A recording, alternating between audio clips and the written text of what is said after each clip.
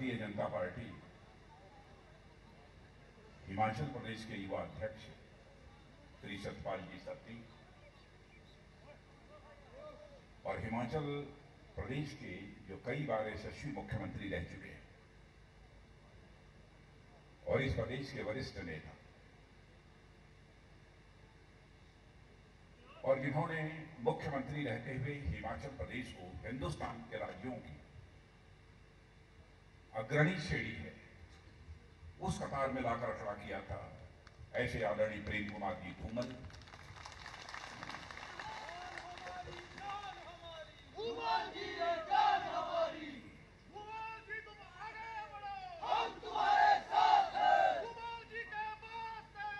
भारत सरकार में स्वास्थ्य मंत्री, और मैं कह सकता हूं कि स्वास्थ्य मंत्री के रूप में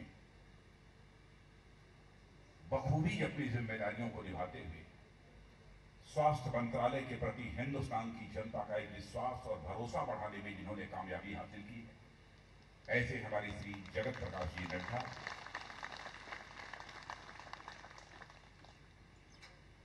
यहां के प्रभारी, बिहार में भी काम करते हुए प्रदेश अध्यक्ष के रूप में मैंने देखा है, क्योंकि जब मैं पार्टी का राष्ट्रीय अध्यक्ष था तो उस समय श्री मंगल जी पांडे बिहार के प्रदेश अध्यक्ष के रूप में जिम्मेदारी संभाल रहे थे।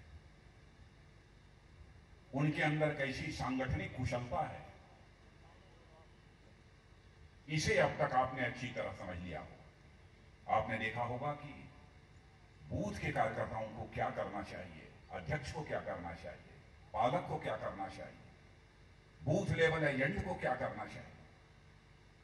विस्तार पूर्वक उन्होंने केवल सांगठनिक विषयों पर ही अपने विचार व्यक्त किए हैं, इसके अतिरिक्त किसी विषय पर उन्होंने विचार व्यक्त नहीं किया है। ऐसे कुशल संगठनकर्ता श्री मंगल जी पांडे और एक नौजवान के बारे में जिसे मैं संबोधित करने जा रहा हूं, वो आपका ही सांसद श्री अनुराग ठाकुर।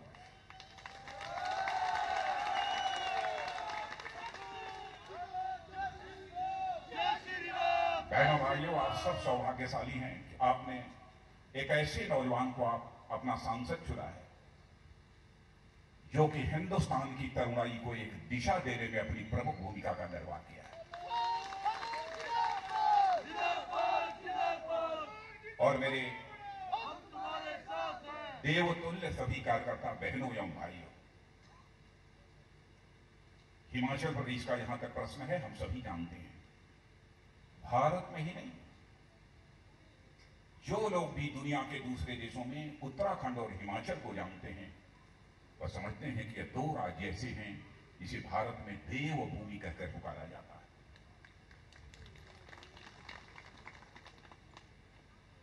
और पहले मैं बैठे बैठे सोच रहा था, नड्डा जी से पूछ रहा था, त्रिदेव नाम कहां से आया।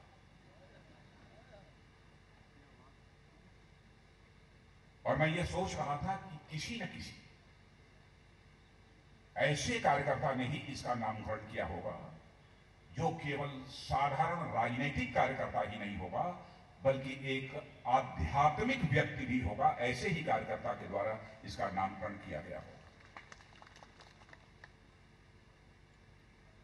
और हमारे धूमल जी ने यह बताया कि हमारी ये तीनों जो बूथ अध्यक्ष, बूथ पालक, बूथ एजेंट ब्रह्मा विष्णु महेश हैं।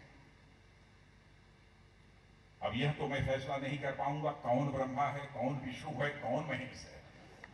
और बहनों भाइयों, इसको लेकर कोई विवाद भी नहीं होना चाहिए।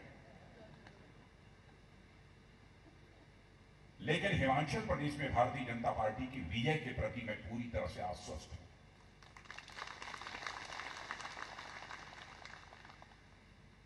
आप ये कहेंगे कि आप पहले कार्यक्रम में आ रहे हैं और आप आश्वस्त कैसे हो गए।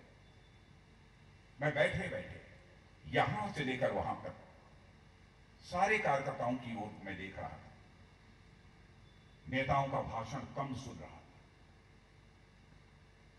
मुझे यह बताया गया कार्यक्रम 12 बजे प्रारंभ हुआ है, उसके कई घंटे पहले से यहां कार्यकर्ता बैठे। बहनों भाइयों, आप में से कोई भी कार्यकर्ता 3 घंटे का समय गुजर जाने के बाद अपने स्थान से उठा नहीं है। जिसके अंदर इतना धैर्य हो, वास्तव में वह कार्यकर्ता देवतुल्य ही हो। संदेह करने का कोई कारण नहीं। पार्टी की विजय में ही आप अपनी विजय मानते हैं। आपका मस्तक ऊंचा होता है। इसे सबसे पहले तो मैं एक बार शीश झुकाकर अपने आप जैसे देवतुल्य कार्यकर्ताओं का हार्दिक अभिनंदन करता हूं। आप सभी का मैं स्वागत करता हूं। आज हमारी भारतीय जनता पार्टी हिंदुस्तान की सबसे बड़ी राजनीतिक पार्टी बन गई है। और मैं आपको याद दिलाना चाहता हूं, एक समय वह भी था 1984 में जब भारतीय जनता पार्टी के 2 सांसद चुनकर भारत की संसद में पहुंचे थे, तो कांग्रेस के नेताओं ने मजाक करते हुए, व्यंग्यात्मक मुस्कान चेहरे पर बिखेरते हुए यह कहा था, भाजपा 2 या 3 बस। लेकिन मैं जानता था आदरणीय अटल बिहारी वाजपेयी, आदरणीय अडवाणी जी जैसा नेतृत्व जिस राजनीतिक पार्टी के पास हो, उस पार्टी को बड़ी पार्टी बनने से दुनिया की कौन ताकत रोक सकती है। और मैं कह सकता हूं, पार्टी को उन्होंने विस्तार दिया। इसी बीच उन्हीं के द्वारा प्रशिक्षित, उन्हीं के द्वारा बनाए गए कार्यकर्ता आज के हमारे प्रधानमंत्री श्री नरेंद्र भाई मोदी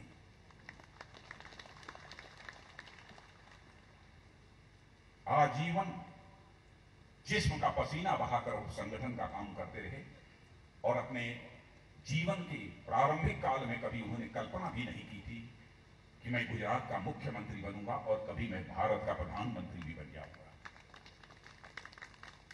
अपनी निष्ठा, अपने समर्पण के कारण ही आज केवल हिंदुस्तान के ही सबसे बड़े कद्दावर नेता नहीं बने हैं, बल्कि बहनों भाइयों, सारे विश्व के कद्दावर नेताओं में किसी की गणना होती है तो हमारे आपके प्रधानमंत्री नरेंद्र भाई मोदी की।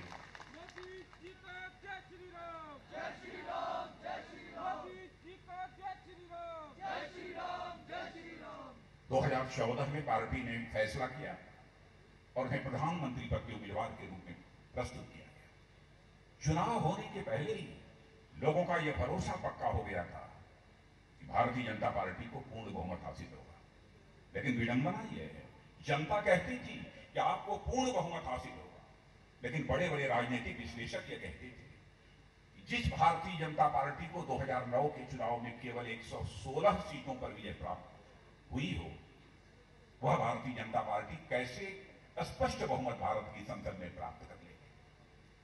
लेकिन नरेंद्र भाई मोदी जैसा एक करिश्माई नेतृत्व, करिश्माई व्यक्तित्व प्रधानमंत्री पद के उम्मीदवार के रूप में आया बहनों भाइयों, और 282 सीटों पर भारतीय जनता पार्टी ने विजय प्राप्त की। और 1900 स्वतंत्र भारत के राजनीतिक इतिहास के पन्नों को पलटकर कोई देखे, स्वतंत्र भारत में 1984 के बाद किसी भी राजनीतिक पार्टी को कभी भी भारत की संसद में स्पष्ट बहुमत हासिल नहीं हुआ। 1984 34 वर्षों का समय गुजर गया, माने उस समय 30 वर्षों का समय, 31 वर्षों का समय गुजरा था 2014। 30 और 31 वर्षों के उस समय में यदि किसी राजनीतिक पार्टी को भारत की संसद में स्पष्ट बहुमत मिला है तो हमारी और आपकी राजनीतिक पार्टी है भारतीय जनता पार्टी को बहुमत मिला है। और बहनों भाइयों, 1947 से लेकर आज तक के पूरे स्वतंत्र भारत के राजनीतिक इतिहास के पन्नों को पलटकर आप देखें तो सहज रूप से इस नतीजे पर पहुंचे कि इस हिंदुस्तान में किसी भी गैर कांग्रेस राजनीतिक पार्टी को भारत की संसद में कभी भी स्पष्ट बहुमत हासिल नहीं हुआ। कोई कह सकता है जनता पार्टी, कोई कह सकता है जनता पार्टी, लेकिन जनता पार्टी कई राजनीतिक पार्टियों, उस समय विलय भी नहीं हुआ था राजनीतिक पार्टियों, कई राजनीतिक पार्टियों के गठबंधन से उस समय जनता पार्टी बनी। लेकिन 1947 से लेकर आज 2014 तक ये हमारी और आपकी राजनीतिक पार्टी भारतीय जनता पार्टी को यह अवसर प्राप्त हुआ है कि स्वतंत्र भारत के इतिहास में एक गैर कांग्रेस राजनीतिक पार्टी भारतीय जनता पार्टी ने संसद में स्पष्ट बहुमत प्राप्त करके एक इतिहास रचा है। भारत के राजनीतिक इतिहास को एक नया मोड़ हम लोगों ने देने में कामयाबी हासिल की। आज यदि आप देखें तो अपना सीना ठोक कर कह सकते हो मेरे कार्यकर्ता बहनों भाई, हिंदुस्तान के 2/3 भागों पर इस समय शासन यदि किसी का है, सरकार यदि किसी की चल रही है तो आपकी सरकार चल रही है।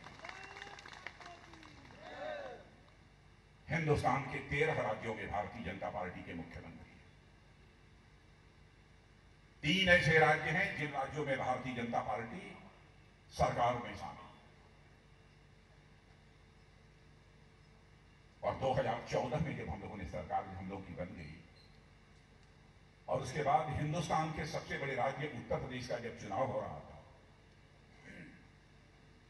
बहुत सारे राजनीतिक विश्लेषक ये कहते थे कि साहब 3 वर्ष पहले जो आप लोगों की हवा थी अब वो हवा नहीं रही। आप लोग धरातल पर जाकर देखिए। और उनका कहना था उत्तराखंड किसी तरीके गिरते पड़ते आप लोग जीत जाएं, लेकिन उत्तर प्रदेश जैसे बड़े राज्य में स्पष्ट बहुमत हासिल करना यह कभी संभव नहीं है, क्योंकि उसके पहले भी कभी आपको स्पष्ट बहुमत हासिल नहीं हुआ। एक बार 1991 में हासिल हुआ, कठिन है। और उस समय भी बामुश्किल 212 सीटें हम लोगों को संसद में मिली थी 225 में।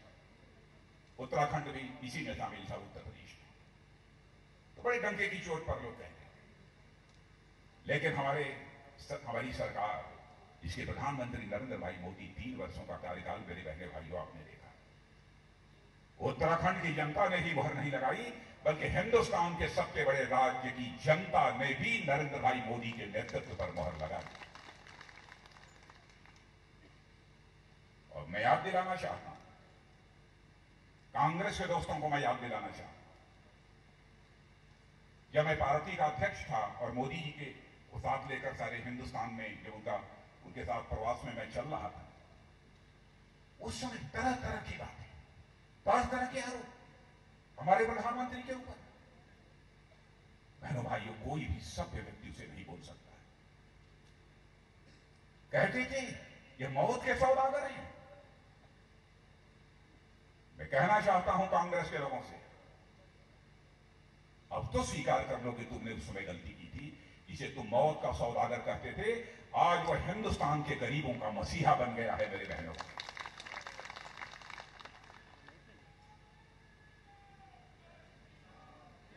हिंदुस्तान का जो प्रधानमंत्री हो, जिसने भारत का मस्तक सारी दुनिया में ऊंचा किया, उसके बारे में टिप्पणी करते समय अपने शब्दों पर भी संयम छोड़ दिया। सरकार बनने के बाद नोटबंदी का फैसला हुआ। नोटबंदी के फैसले के बाद उन्होंने कहा नोटबंदी यह मोदी की राजनीति के लिए कब्र साबित होगा। हिंदुस्तान की जनता इस बात की साक्षी है। लोगों ने नोटबंदी के बाद कष्ट कुछ समय के लिए उठाए हैं, लेकिन आपने देखा होगा इसी हिंदुस्तान का वह गरीब नौजवान एटीएम मशीन के सामने लाइन लगाकर खड़ा रहता था, और जब चैनल के लोग जब उससे पूछने के लिए जाते थे कि नोटबंदी के फैसले के बाद तो आपको काफी कठिनाई उठानी पड़ रही है, 2, 2.5, 3 घंटे से आप एटीएम मशीन के सामने पैसा निकालने के लिए 2,000, 3,000, 4,000 रुपया निकालने के लिए आप खड़े हैं, तो आपको कैसा लग रहा है? और इस सरकार के इस फैसले के संबंध में आपकी क्या टिप्पणी है? तो बहनों भाइयों, गरीब मां की कोख से पैदा हुए वह नौजवान जो 2,000 रुपया निकालने के लिए एटीएम के सामने खड़े थे, उन्होंने कहा देश का सेना और सुरक्षा का जवान तो अपने सीने का बटन खोलकर भारत की सीमाओं की रक्षा 24 घंटे, 48 घंटे, 72 घंटे भी खड़ा रहना पड़ता है तो करके करता है, तो क्या हम देश से भ्रष्टाचार को मिटाने के लिए एटीएम के सामने 2 घंटे भी नहीं खड़े रहते? देश की जनता ने इसका स्वागत किया। जो लोग कहते हैं कि नोटबंदी से कोई लाभ नहीं हुआ है, बहनों भाइयों, कुछ ही समय के बाद यह बात पूरी तरह से स्पष्ट हो जाएगी। ब्लैक मनी जनरेशन, काले धन जितना पैदा होता था उसमें भारी कमी आई है। आतंकवादियों के पास भी जितना धन पहले पहुंचता था उसमें भारी कमी आई। मैं जानता हूं इसे।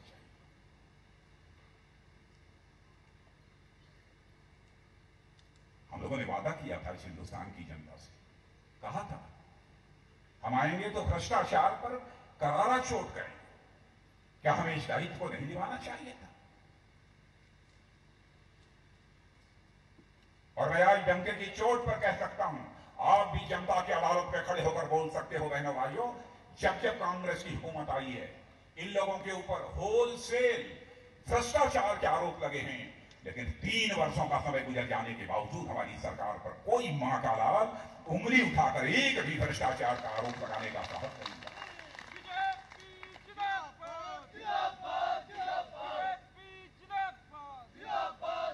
दुनिया के बड़े से बड़े अर्थशास्त्री अब यह कह रहे हैं कि आर्थिक सुधार का सिलसिला 1991 में प्रारंभ हुआ था, लेकिन सचमुच आर्थिक सुधार को उसकी मंशा के अनुरूप जो गति देने का काम इस समय नरेंद्र भाई मोदी ने किया है वो अपने में बेमिसाल है। सभी सच्चाई को स्वीकार करते हैं। और मेरे बहनों भाइयों, भारत जिसे गरीब भारत कहा जाता है, भारत जिसे सारी दुनिया में लोग कहते रहे, बहुत पिछड़ा हुआ है। आज आप कह सकते हो अपना मस्तक ऊंचा करके, भारत पहले जैसा भारत नहीं रहा है। भारत दुनिया का ऐसा देश बन चुका है कि दुनिया के सभी देशों में सर्वाधिक तेजी से आगे बढ़ने वाली अर्थव्यवस्था यदि किसी देश की है वो हमारे और आपके देश में भारत की है।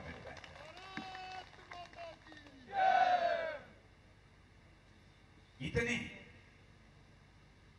काम हुए हैं, जनता के साथ हमने विश्वासघात नहीं किया है, धोखा नहीं किया है। बहनों भाइयों, चुनाव हार जाना हम लोगों को मंजूर है, लेकिन हम किसी भी सूरत में देश की जनता को धोखा नहीं दे सकते। यही हमारा चरित्र है। पंडित दीनदयाल उपाध्याय की जन्म शताब्दी वर्ष मना रहे हैं। क्या कहा था पंडित दीनदयाल उपाध्याय? उन्होंने केवल व्यक्ति अथवा इस देश के आर्थिक विकास की ही कल्पना नहीं की थी। उन्होंने कहा था यह मनुष्य तन मन बुद्धि और आत्मा, इन 4 चीजों को मिलाकर बना हुआ है। और मनुष्य के व्यक्तित्व का समग्र विकास चाहते हो तो जब तक तन को सुख प्राप्त नहीं होगा, मन को सुख प्राप्त नहीं होगा, बुद्धि को सुख प्राप्त नहीं होगा, आत्मिक सुख प्राप्त नहीं होगा, तब तक मनुष्य के व्यक्तित्व का समग्र विकास नहीं हो सकता है। यही पंडित दीनदयाल उपाध्याय ने कहा। अब आप और उसी सोच के अनुसार हम लोग इस हिंदुस्तान की राजनीति में अपने कदम आगे बढ़ा रहे हैं। तन के सुख के लिए क्या चाहिए? धन चाहिए। इंद्रियों के सुख के लिए, तन के सुख के लिए धन धान चाहिए, मन के सुख के लिए मान सम्मान चाहिए, बुद्धि के सुख के लिए शिक्षा यानी ज्ञान चाहिए, और आत्मा के सुख के लिए भगवान चाहिए। बहनों भाइयों, जब भौतिक और आध्यात्मिक दोनों विकास साथ होगा तभी व्यक्ति के व्यक्तित्व का भी समग्र विकास हो सकता है और इस भारत के व्यक्तित्व का भी समग्र विकास हो सकता है। भारत की पहचान सारी दुनिया में योगा, यह कोई कम करिश्माई काम है। जो योगा भारत में पैदा हुआ है, भारत के ऋषियों और मनीषियों को जो योगा देन है, आज हमारे प्रधानमंत्री ने दुनिया की सबसे बड़ी पंचायत संयुक्त राष्ट्र संघ में जाकर प्रस्ताव पेश किया और 150 देशों में नहीं, 177 देशों ने पहले ही दिन मुहर अपने लगा दी कि हम भी अपने देश में योगा करेंगे। भारत की सांस्कृतिक पताका को हम भारत तक ही नहीं सीमित रखना चाहते बहनों भाइयों, बल्कि भारत की सांस्कृतिक पताका सारे विश्व में फहरेगी, ये हमको पूरा विश्वास और यकीन है। पहले हम कहते थे कि हम भारत को विश्व गुरु बनाना चाहते हैं। केवल भारत को धनवान बनाकर भारत को विश्व गुरु के पद पर आसीन नहीं किया जा सकता। भारत के पास ऐसी सांस्कृतिक धरोहर है और उस धरोहर का संदेश सारी दुनिया को पहुंचाकर हम भारत को फिर से विश्व गुरु के पद पर आसीन कर सकते हैं। और उसी दिशा में हम लोग बड़ी तेजी के साथ आगे बढ़ रहे हैं। लेकिन कांग्रेस आलोचना करने से मेरे बहनों भाइयों बाज नहीं आती। लेकिन अब तो आपने देखा होगा कांग्रेस की हालत क्या हो गई। कांग्रेस की हालत तो ऐसी हो गई है जैसे लगता है कि हंसी की पात्र बन गई है। कोई गंभीरतापूर्वक लेता नहीं है। तरह तरह के किस्से, तरह तरह की कहानियां कांग्रेस के बारे में चल रही है। लेकिन भारतीय जनता पार्टी ने साफ सुथरी राजनीति में विश्वास किया है। कार्यकर्ताओं की अपनी विचारधारा के प्रति एक प्रतिबद्धता रही है। और आज मैंने प्रत्यक्ष अपनी आंखों से देखा है। जिसको देखना हो आकर देखें कि भारतीय जनता पार्टी का कार्यकर्ता कैसा होता है। और जब जब हम लोगों ने इस हिंदुस्तान में सरकार चलाई है, बहनों भाइयों, हम लोगों की सरकारों के प्रति उन राज्यों की जनता का भरोसा और विश्वास बढ़ा है। उसे देखते हुए ही आज केंद्र में देश की जनता ने हमारी भारतीय जनता पार्टी की सरकार बनाई है। भरोसा और विश्वास आज की भी मोदी जी के नेतृत्व में जो सरकार है उस हमारी सरकार के प्रति बढ़ा है। जैसा मैंने कहा, 3 वर्षों का समय गुजर जाने के बाद भी एक छींटा हमारी भारतीय जनता पार्टी की सरकार के ऊपर नहीं पड़ा है। कई प्रभावी कदम हम लोगों ने उठाए। मैं सारे उन प्रभावी कदमों की चर्चा नहीं करना चाहता। छोटी सी बात, जैसे हमारा नौजवान कक्षा 6, 8, 10, 12 BA, MA करने वाला अपनी मार्कशीट, अपनी सर्टिफिकेट को यदि अटेस्ट कराना रहता था, सत्यापित कराना रहता था, तो नेता के दरवाजे उसे जाना पड़ता। विधायक, सांसद, अधिकारियों के का दरवाजा खटखटाना पड़ता था।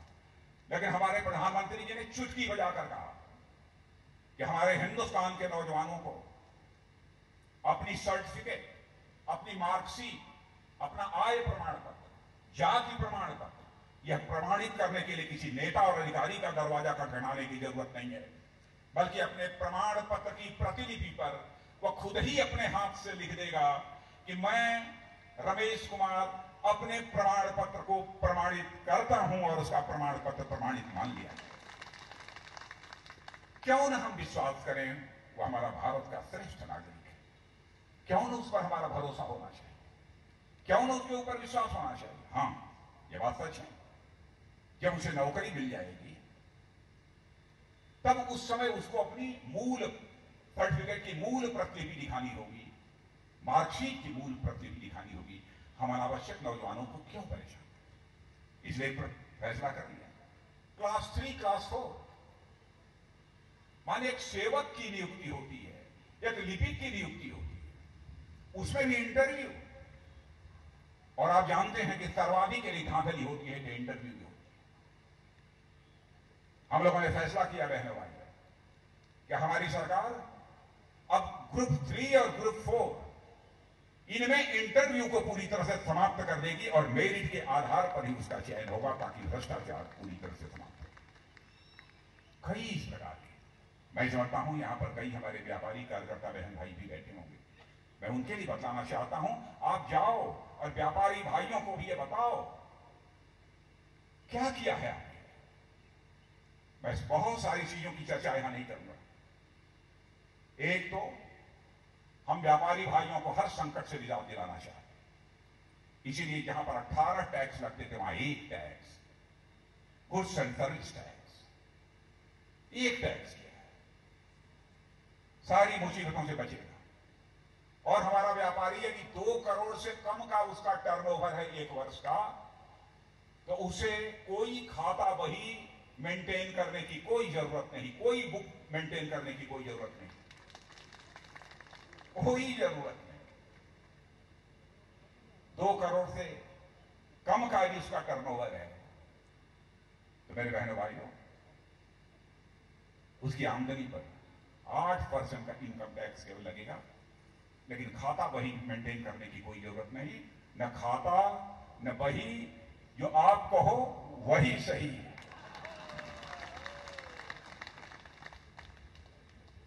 हमारी सरकार देश की जनता पर विश्वास करती है, भरोसा करती है। कुछ इस प्रकार की स्ट्रक्चरल और प्रोसीजरल रिफॉर्म्स भी हम लोगों ने किए हैं। किसान भाइयों का सवाल है, मैं अपने कार्यकर्ताओं से पूछना चाहता हूं, आप लोग गांव से आते हैं, आप ये बताइए, प्रधानमंत्री फसल बीमा योजना यहां की हिमाचल प्रदेश की कांग्रेस की सरकार ने प्रभावी तरीके से लागू कर दी है कि नहीं कर दी है? नहीं किया। हिंदुस्तान के कई राज्यों में यह बीमा योजना लागू हो चुकी है। रबी खरीद 1.5%, 2% का प्रीमियम, और बागवानी है तो ज्यादा से ज्यादा 5% का प्रीमियम देना पड़ेगा। से सारा बीमा का पैसा की भरपाई यदि कोई करेगा तो बीमा कंपनी करेगी। बहनों भाइयों, जो कम पड़ेगा वह सरकार करेगी, लेकिन किसान के ऊपर हम बोझ नहीं डालेंगे यदि फसल आपकी बर्बाद होगी। कई ऐसे प्रभावी कदम हम लोगों ने उठाए हैं, और मैं यकीन दिलाकर जाना चाहता हूं, आप लोग यहां पर सरकार बनाओ बहनों भाइयों, ज्यादा समय नहीं लगेगा। 1 साल से लेकर 1.5 साल के अंदर हर किसान परिवार का फसल बीमा हो जाएगा। डंके की चोट पर मैं कहना चाहता हूं, भले ही सरकार को अपने खजाने से पैसा क्यों न जमा करना पड़े, बीमा कंपनी के पास। नौजवानों के रोजगार का सवाल है, यह बात सच है, मैं यह दावा नहीं करना चाहता चुटकी बजाकर सारे नौजवानों को रोजगार का अवसर दिया जा सकता है, लेकिन इतना तो हम कर सकते हैं कि हम उसके अंदर इंटरमीडिएट पास किया है, नहीं इंटरमीडिएट किया है, अर्थ क्लास पास, उसे 2 महीने, 2.5 महीने, 3 महीने, 4 महीने की ट्रेनिंग देकर उसके अंदर एक ऐसा हुनर हम पैदा कर सकते हैं, या कोई भी छोटा मोटा काम वह कर सकता है। मुद्रा योजना के अंतर्गत वह 10,000 से लेकर 10 लाख तक का लोन ले सकता है, और वह भी कम ब्याज दर पर, खुद भी रोजगार करेगा और 1, 2, 3 दूसरे लोगों को भी रोजगार का अवसर मुहैया कराएगा। ऐसे कौशल विकास केंद्र लगभग 550-600 के आसपास सारे हिंदुस्तान में खोले गए। उसका परिणाम आप सबको कुछ ही दिनों में देखने को मिलेगा बहनों भाइयों। और हम लोगों ने फैसला किया है 4 वर्ष के अंदर ऐसे हिंदुस्तान के 1 करोड़ नौजवानों के हाथों में हुनर हम लोग पैदा कर देंगे। हम लोगों का संकल्प है। तो अपना भी कोई रोजगार करना चाहता है तो कर सकता है। कई ऐसे प्रभावी माताओं बहनों के बारे में सरकार कितनी संवेदनशील है। कोई सरकार हो, संवेदनशीलता उस सरकार की सबसे बड़ी शर्त होती है, पहली शर्त होती है। विश्वास, भरोसा, संवेदनशीलता। माताएं बहनें जो सरकारी नौकरी में रहती थी, निजी सेवाओं में रहती थी,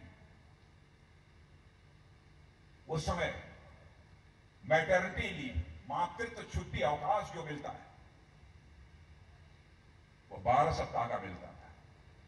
बहनों भाइयों, हमारे प्रधान ने कहा, मां बच्चा जन्मने के बाद उसकी सेहत ठीक होनी चाहिए, इसलिए 12 सप्ताह की छुट्टी से काम नहीं चलेगा, और 26 सप्ताह की अब उन्हें छुट्टी दी जाएगी। यह है सरकार की संवेदनशीलता। ऐसे कई कदम।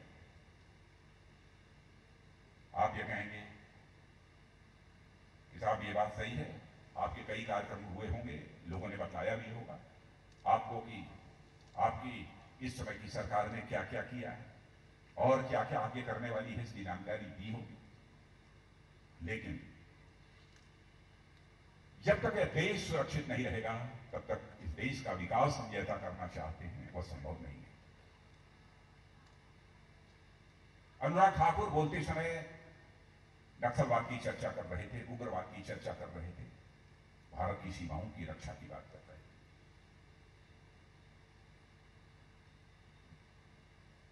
और यह एक ऐसा राज्य है, हर घर में या तो कोई ना कोई सेना का जवान होगा, अथवा रहा होगा, या भविष्य में होगा, अथवा कोई सीएपीएफ जो हमारी पैरामिलिट्री फोर्सेस होती हैं उसका कोई ना कोई जवान होगा। बहनों भाइयों, देश की सुरक्षा में हमारे हिमाचल वासी बहनों भाइयों का जितना बड़ा योगदान है, उस योगदान को कभी यह हिंदुस्तान भूल नहीं सकता। भले ही यह राज्य जनसंख्या की दृष्टि से छोटा हो, हिंदुस्तान की क्षमता हिमाचल और उत्तराखंड इन दोनों राज्यों बहुत ही सम्मान के नजरिए से देखती है। और सम्मान यदि बढ़ा है इन दोनों राज्यों का, तो देवभूमि होने की बात तो अपनी जगह पर है, उसके कारण तो बढ़ा ही है। लेकिन हर परिवार से सेना का जवान, सुरक्षा बलों के जवान जो निकलते हैं और भारत की सीमाओं की रक्षा करते हैं, भारत की एकता और अखंडता की रक्षा करने में जो योगदान करते हैं, उसके कारण दुनिया की नजर, भारतवासियों की नजरों में हिमाचल के प्रति एक सम्मान का भाव बढ़ा है। और आज जब आप सभी यहां पर त्रिदेव सम्मेलन में भाग लेने के लिए आए हैं, तो मैं यही सोच रहा था बूथ की क्या अहमियत होती है। जब मैं पार्टी का राष्ट्रीय अध्यक्ष था, उस समय भी हिंदुस्तान में हर बूथ पर कमेटी बनाने का सिलसिला प्रारंभ किया था। कई राज्यों ने 100% बूथ कमेटीज को बनाया, 100% बनाया। और आज फिर से आपने उसी काम को प्रारंभ किया है। मैं कहता हूं कि राजनीतिक दृष्टि से, जैसे कि आंतरिक सुरक्षा की दृष्टि से बॉर्डर आउटपोस्ट होते हैं। बॉर्डर आउटपोस्ट जानते हैं कि नहीं जानते? बॉर्डर आउटपोस्ट जो बॉर्डर के किनारे होते हैं, जिसमें आपके सेना और सुरक्षा के जवान रहते हैं। आंतरिक सुरक्षा की दृष्टि से जो बॉर्डर आउटपोस्ट का महत्व होता है, वही राजनीतिक दृष्टि से बूथ का महत्व होता है। मेरे बहनों भाइयों, उस बूथ की जिम्मेदारी आप निभा रहे हैं, उस बूथ की जिम्मेदारी निभा रहे हैं।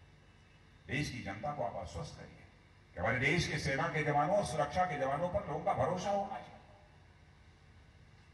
और हमारे प्रधानमंत्री बार बार कहते हैं, हम भारतवासियों का मस्तक किसी भी सूरत में झुकने नहीं देंगे।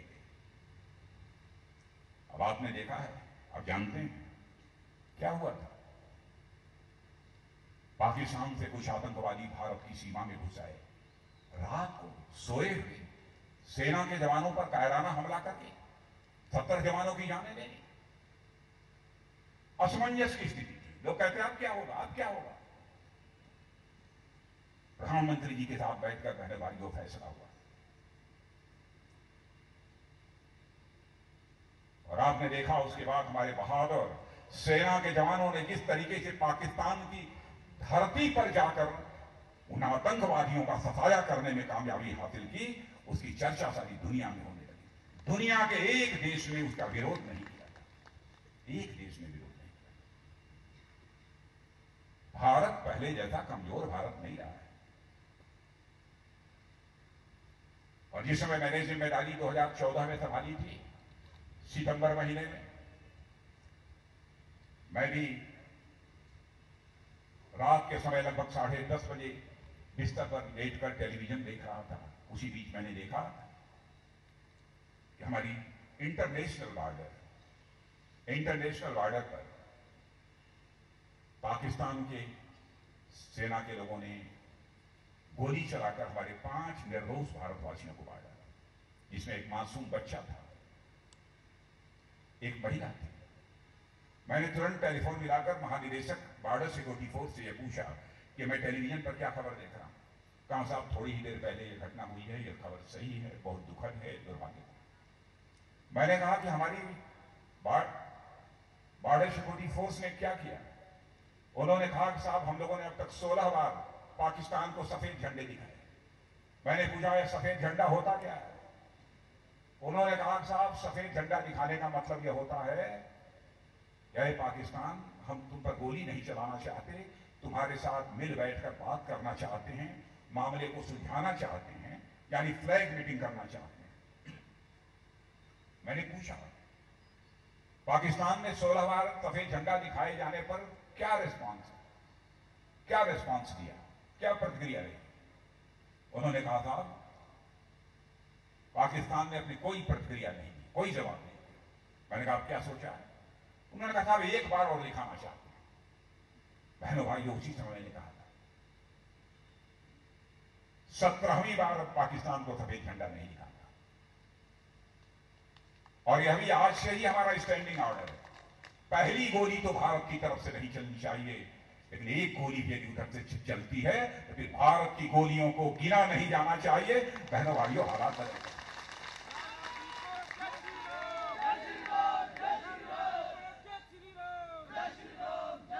यह बात सच है। कभी कभी कुछ घटनाएं हो जाती हैं कि हमारे सेना सुरक्षा के जवान मारे जाते हैं। क्या गुजरती है हम लोगों के ऊपर, शब्दों में बयान नहीं कर सकते। और उनके बलिदान को कभी देश भूलेगा नहीं। नक्सलवाद का, उग्रवाद का, बहनों भाइयों, आप जाकर जनता के बीच कह सकते हो नॉर्थ ईस्ट के उग्रवाद में 75% की कमी आई है। स्वतंत्र भारत के इतिहास में वह एक रिकॉर्ड है। आंकड़े इस बात के गवाह हैं। कितने मारे गए, क्या हुआ कि मुठभेड़ में क्या हुआ, इस सब की मैं कोई चर्चा नहीं करना चाहता, लेकिन इतना ही कहना चाहता हूं, इस सीमा तक दबाव नक्सलवादियों के ऊपर भी हमारी सरकार ने बना दिया है जो कभी नहीं हुआ तब हो रहा है।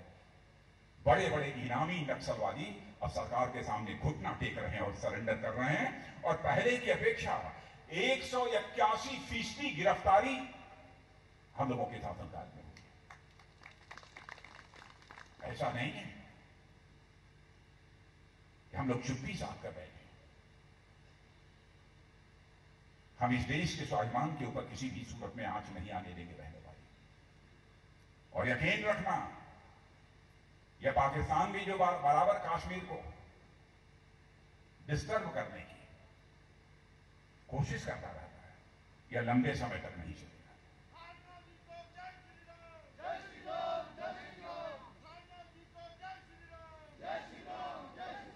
मैं बता नहीं सकता हूं क्या होगा, कैसे होगा। पाकिस्तान हमारा पड़ोसी देश है। हम लोग चाहते थे पड़ोसी देशों के साथ हमारे अच्छे रिश्ते हों, और हमारे प्रधानमंत्री जी की दरियादिली देखिए। शपथ ग्रहण समारोह के समय सारे अपने पड़ोसी देशों के राष्ट्राध्यक्षों को उन्होंने आमंत्रित किया। क्यों? केवल हाथ मिलाने के लिए आमंत्रित किया था? केवल हाथ मिलाने के लिए आमंत्रित नहीं किया था मेरे बहन भाइयों, दिल से दिल मिलाने के लिए आमंत्रित किया था। लेकिन हमारी उस पहल ठीक तरीके से जो मतलब समझना चाहिए था, लगता है कि पाकिस्तान हमारा पड़ोसी देश नहीं समझता। लेकिन यकीन दिलाना चाहता हूं, इसका मतलब उन्हें समझ में आएगा। इसका मतलब आएगा। इसलिए आप सभी कार्यकर्ताओं से मैं यही अपील करना चाहता हूं, जिस भारतीय जनता पार्टी के कार्यकर्ता के रूप में आप यह काम कर रहे हैं, वह भारतीय जनता पार्टी अन्य राजनीतिक पार्टियों से सर्वथा भिन्न एक राजनीतिक पार्टी, अन्य राजनीतिक पार्टियों की तरह से मत मानिए। यदि मैं कुछ राजनीति में भी, यदि स्वच्छता अभियान हमारे प्रधानमंत्री ने चला रखा है, तो राजनीति में भी स्वच्छता अभियान की शुरुआत हो गई है। चंदा भी यदि लेना होगा 2000 से ऊपर, तो अभी चेक के माध्यम से ही मिल सकता है। ये दिखाना होगा सभी राजनीतिक पार्टियों, यह सिलसिला प्रारंभ। मैं आप सभी कार्यकर्ताओं से कहना चाहता हूं कि आपने यहां पर हिमाचल प्रदेश में भी सरकार देखी है, धूमल जी के नेतृत्व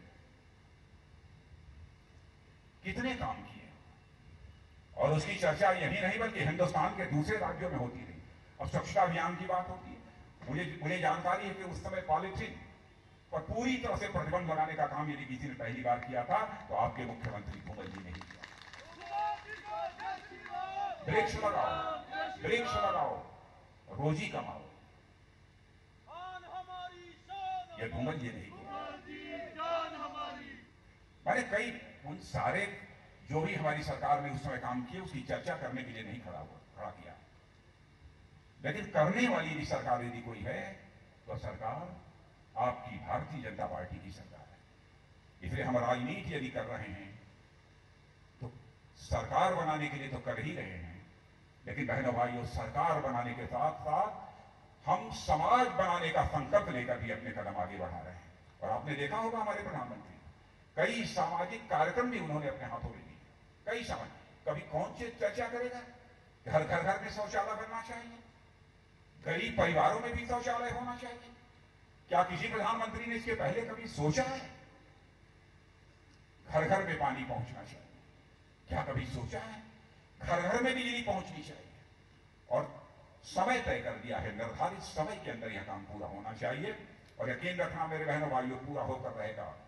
और 2022 आते आते हिंदुस्तान के किसानों की आमदनी जहां पर दोगुनी हो जाएगी, एक भी गरीब परिवार इस हिंदुस्तान में नहीं बचेगा जिसके पास अपना सिर ढकने के लिए अपना छत न मुहैया हो। ऐसा एक भी गरीब परिवार से नहीं बचेगा। एक विश्वास और भरोसे के साथ आप लगे, आपके पास ऐसा नेतृत्व है, धूमल जी, नड्डा जी, शांता कुमार,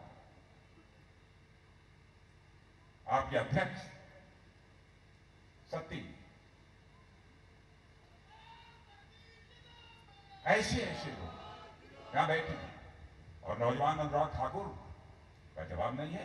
देश में आप जानते हैं कि मैदान में भी राजनीति के मैदान में भी और खेल के मैदान में दोनों में छक्का मारने में कामयाबी हासिल की।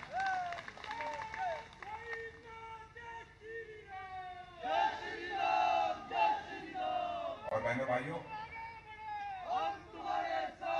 मैं कह सकता हूं जिस धैर्यपूर्वक आप बैठे हुए हैं उसकी मैं दाद देता हूं, और मैं पूरा भरोसा दिल में यह सजो कर जा रहा हूं कि इस हमीरपुर विधानसभा क्षेत्र में 17 सीटें, संसदीय क्षेत्र की 17 सीटें, बहनों भाइयों 17 के 17 विधानसभा क्षेत्रों में आप जैसे कार्यकर्ताओं के बलबूते भारतीय जनता पार्टी की विजय पताका फहराने से हमें दुनिया की कोई ताकत नहीं रोक सकती। इन्हीं शब्दों के साथ आप सभी कार्यकर्ताओं का सत सत अभिनंदन। अरे ये एक मिनट, ये यहां पर पैरामिलिट्री फोर्सेज में भर्ती की बात ये धूमल जी ने उठाई है। मैं आपको यकीन दिलाना चाहता हूं कि हिमाचल से भी नौजवानों की भर्ती उसमें पैरामिलिट्री फोर्सेज में की जाएगी, उसकी कोई मुकम्मल व्यवस्था में करूंगा। बहुत बहुत धन्यवाद।